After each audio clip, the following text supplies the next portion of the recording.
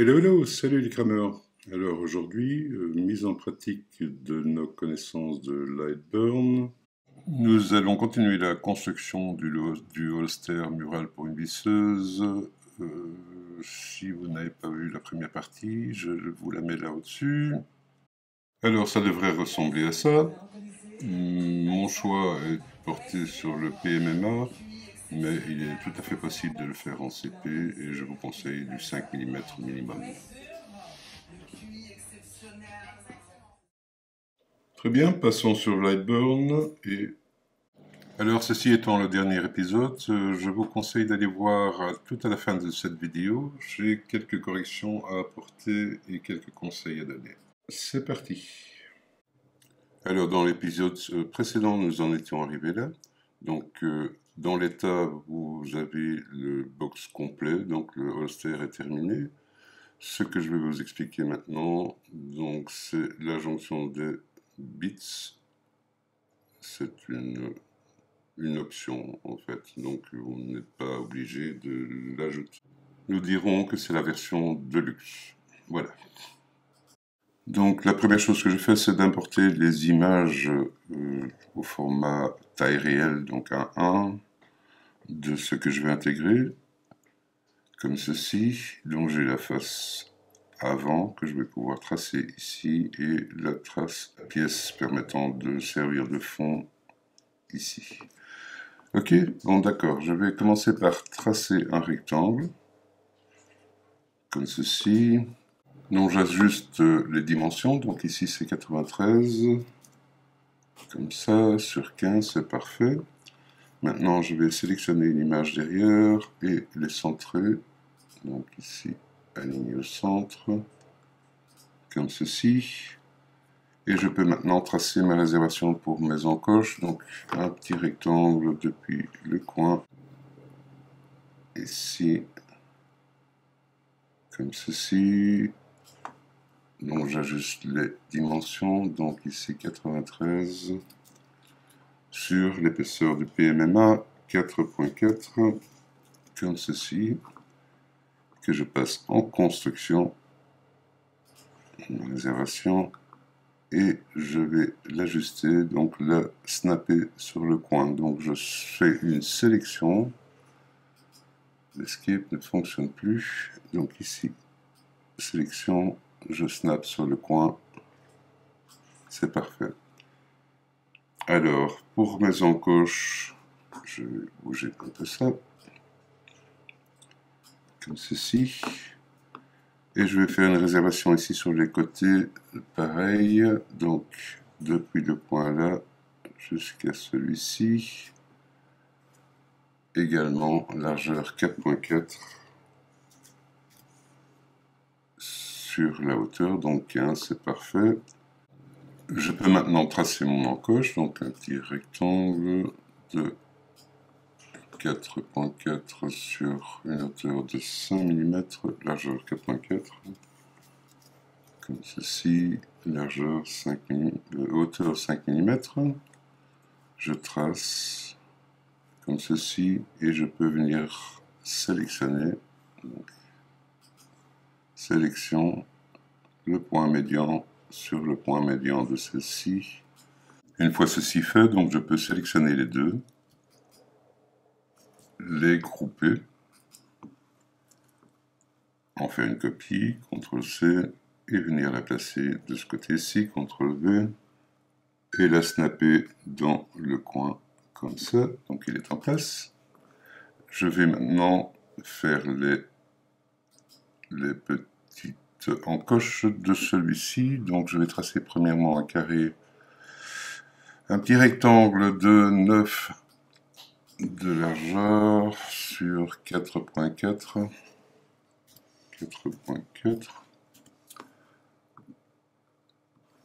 que je vais mettre en construction et venir le snapper dans le coin. Donc ça me permettra de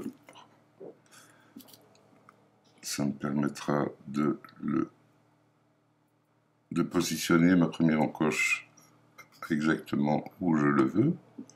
Donc je trace maintenant mon encoche. Donc ce coup-ci je vais faire une encoche de 25 donc sur la hauteur 4.4, comme ceci, en ligne, et venir le snapper. Cette fonctionnalité m'agace fortement, le Escape ne fonctionne plus sur cette version.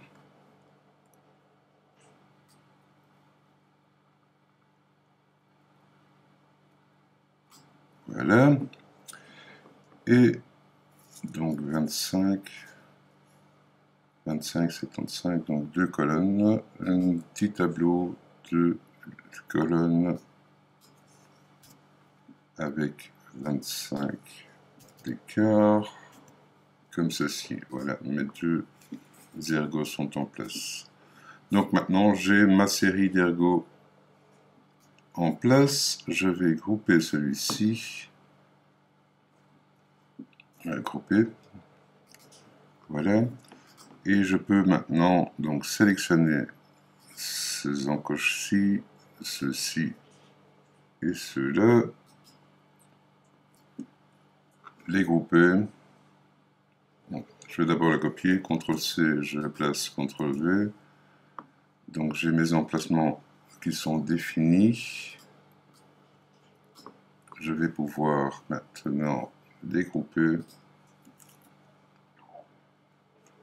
comme ceci, grouper, et venir les placer sur ma face, mon flanc gauche.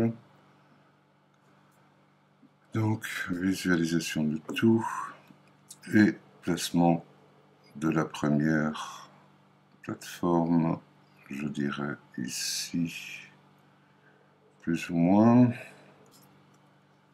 En faire un tableau de 3 lignes, espacement 60, donc là il est dans le bon sens, donc ici j'ai bien décoché, inverser le sens pour que ce soit vers le haut. Ok. 60 semble un peu beaucoup, donc je vais mettre 55, comme ceci. Ok.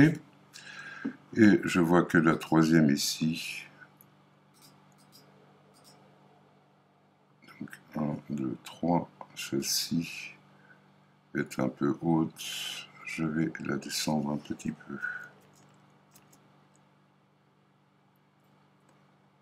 Comme ceci, donc ici il me reste 2, 4, 6 cm, c'est parfait. Ok, donc là mes encoches sont en place.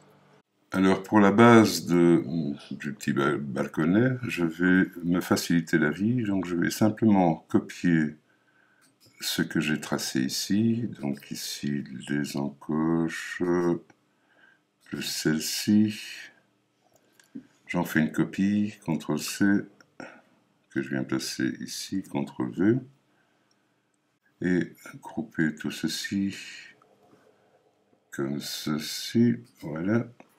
Maintenant je peux centrer ça et ça, simplement comme ça. Donc ça me laisse un peu de jeu, donc je peux par exemple ça remonter un petit peu, donc car certains bits sont plus grands que ceux représentés ici. Ok, donc maintenant il faut que je fasse une copie de ceci, CTRL-C, de coller ici, CTRL-V, et de le snapper sur le bord. Donc pour que ça vienne s'emboîter dans ceci, il faut que j'inverse les choses. Donc je vais copier un simple, donc ici je vais dégrouper ça, déplacer ceci, le snapper à l'intersection de ces deux-là, comme ceci, effacer celle-ci, delete, transformer ceci en ligne, faire et le copier de l'autre côté, CTRL-C, non, CTRL-C, CTRL-Z, Donc ceci, je le copie, CTRL-C, je viens le placer ici, CTRL-V, et je vais le snapper dans le coin. Donc maintenant, j'ai bien tout ce qu'il faut pour emboîter dans cette partie-là. Ceci sera emboîté dans cette partie-ci. Ok, maintenant je vais faire les snaps. Mais avant ça, je vais tracer mes deux pièces de côté. Donc j'ai une hauteur de 15, c'est bien ça, 15, et une largeur de 15, c'est bien ça. Donc ici je vais tracer un rectangle, un carré dans ce cas-ci, de 15 sur 15. Donc ici 15 sur 15. Et je peux donc maintenant l'aligner avec ceci. Je sélectionne, aligner vers le bas, comme ceci. Et je vais l'écarter un petit peu pour pouvoir placer mes encoches. Donc ici, je peux copier cette encoche-ci, CTRL-C, CTRL-V et CTRL-V, les snapper sur leur coin. Donc je suis bien en sélection, snapper, là, snapper, comme ceci. Et pour le bas, donc c'est pareil, donc j'ai aussi 15-15, donc je peux en copier une, CTRL-V, la faire tourner de 90 degrés. Ok. On fait une copie, CTRL-C, CTRL-V, CTRL-Z. J'ai dit copier, CTRL-C, CTRL-V, le snapper, CTRL-V et snapper celle-ci. Voilà. Prendre son coin, snapper.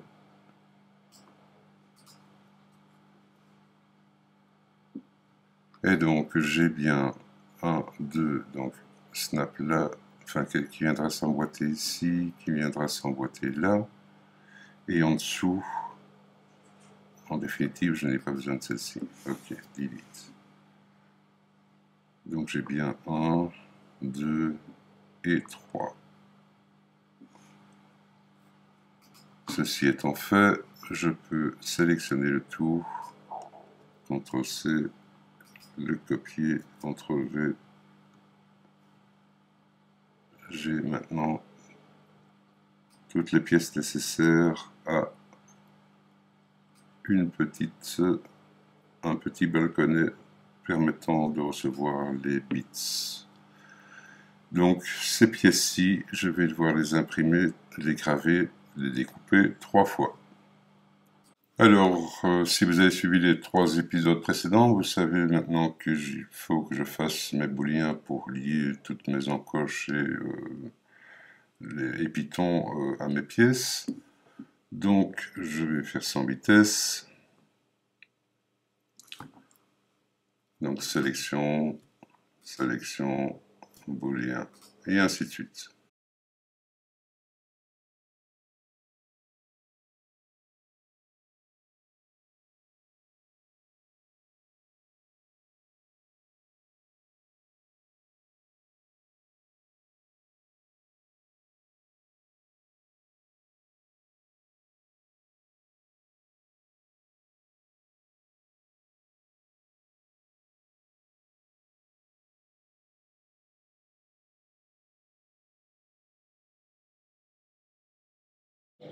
Et voilà, nous sommes arrivés à la fin de ce projet, donc nous avons toutes nos pièces.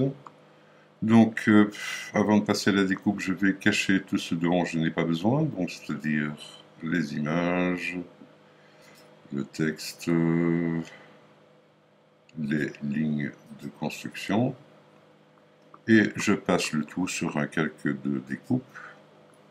Donc cette partie-ci sera découpée 3 fois, le flanc 2 fois, la deuxième fois en enlevant les encoches ici, permettant le placement de cette pièce-ci, puisque je n'en ai pas de ce côté-là.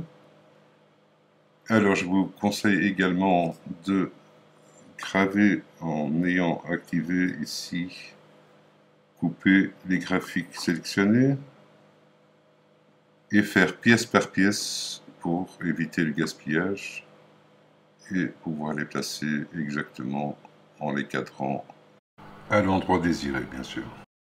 Alors, pendant que ça grave, je me dois de vous donner quelques conseils si vous utilisez le PMMA comme j'ai fait.